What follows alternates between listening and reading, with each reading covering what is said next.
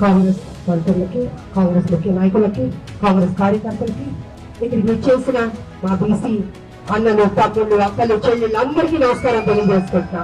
మంచి ఉత్సాహంగా ఉన్నారు. నిజంగా ఇంకొక ఉద్యమం ప్రారంభమైంది అనుకుంటున్నా. తెలంగాణకి ఎలా కట్లాడాం, ఎలా త్యాగాలు చేసాం, ఇచ్చింది ఎవరు? మన కాంగ్రెస్ కాదా? అదే విధంగా వాళ్ళ బీసీ అంశాన్ని రాహుల్ గాంధీ గారు ఎత్తుకుని 40% రిజర్వేషన్ కల్పించాలని అన్నారు. ఇవాళ మన తెలంగాణలో ముఖ్యమంత్రి గారు అసెంబ్లీలో 40% రిజర్వేషన్ బిల్ కల్పించారు. అదేవిధంగా ఢిల్లీలో కూడా పట్టుపడుతున్నాం. నేను ఒకటే మాట చెప్పదలుచుకున్నాను, ఊరు పట్టండి, బీసీలకి న్యాయం జరుగుతుందని కూడా తెలియజేస్తున్నాను. తెలంగాణ అంత తేలిగ్గా రాలి, ఎంత కష్టపడి సాధించాం.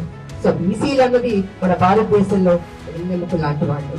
మీకు న్యాయం జరగకపోతే భారతదేశానికి ఏమి న్యాయం జరగనట్టు. కాబట్టి గట్టి కొట్లాడుదాం.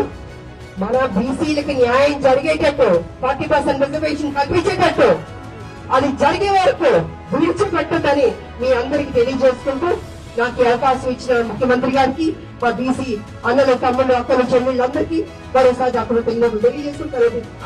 జై తెలంగాణ.